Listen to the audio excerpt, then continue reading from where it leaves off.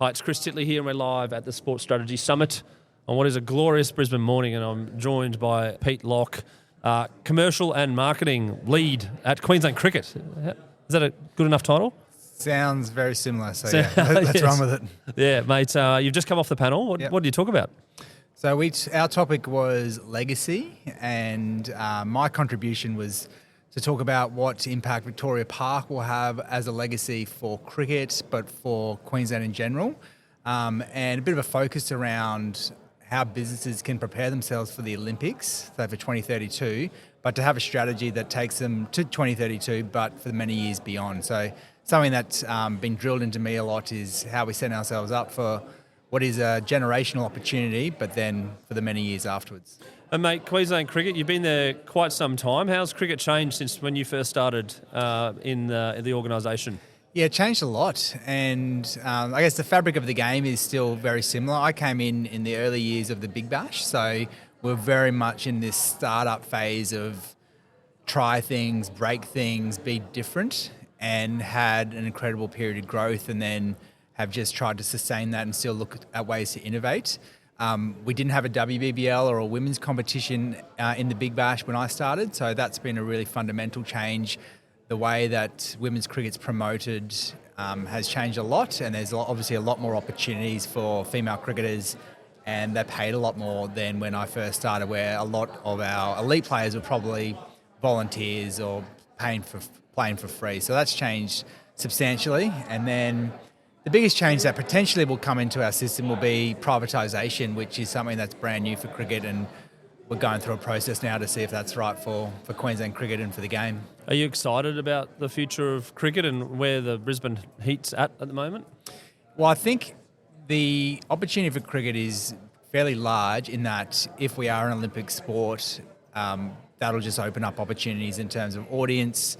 For Queensland cricket, what does that mean? Can we play a role when it comes to training facilities and playing facilities and having more of a hands-on role in delivering the games than we might have if we weren't an Olympic sport? So I think that's really exciting. If that happens, I think it's a fairly good chance. And then the Big Bash as a product and the Brisbane Heat as a product, we always try to evolve, and we've gone through some periods of having to rebuild to a degree after some pretty lean years, but we've still got this fabric around innovation and fun and families, and so as long as we keep that, I think the future is bright and it'll continue to be a fun place to work. I see the New Year's Day again is becoming a bit of a thing.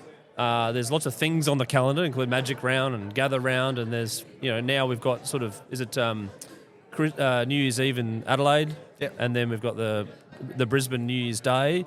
Like, these things are good things, and how are you seeing them evolve from that when it comes to like now making that a thing and getting a musician and getting someone that's kind of everyone knows, right, that we always have to go to the cricket on New Year's Day? Yeah, I think you've summed up what we were trying to achieve with that particular game, and when we were pitching for different ideas around how we could build our season, there was no real marquee event when it comes to Brisbane Heat. We use inspiration from the Melbourne Cup. Everyone knows that's the first Tuesday in November, and the Brisbane Lions have their Easter Thursday game against Collingwood, and you've got the Brisbane derbies when it comes to Broncos. And Magic Round. And Boxing Day. Yep. We didn't really have that ownership of a particular event, and so one thing was to try and create it around a day. Last year it was January 2, so as long as it's early in the new year, we can still call it the New Year's Bash. But then what are we creating around the event? And we found having a music act is just our way to be a little bit different, and we really put a lot of energy into promoting that match. When it comes to the selection of the musician and things like that, who makes that decision? Is that you, or is it your team, or is it from a higher honours of Cricket Australia or something? No, it's we've got a team that's probably more tuned into music perhaps than me, but I know who a big artist is and who might resonate.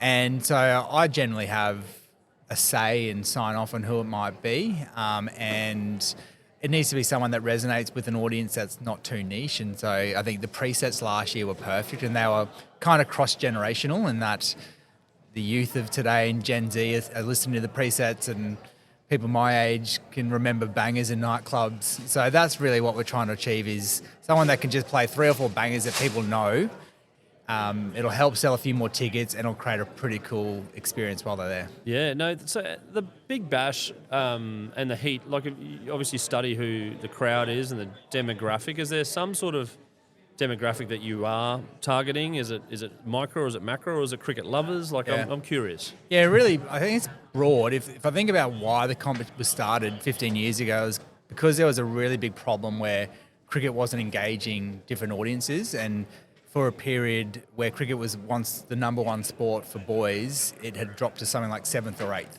And so there was this really big risk that we were going to lose a generation of participants and fans. And so the Big Bash has really been that entry-level type product. And if we can make the activity and the action on the field really great, we can attract your cricket purists that might want to convert to T20. Some are still test cricketers and they test fans and they don't want to convert, and that's okay.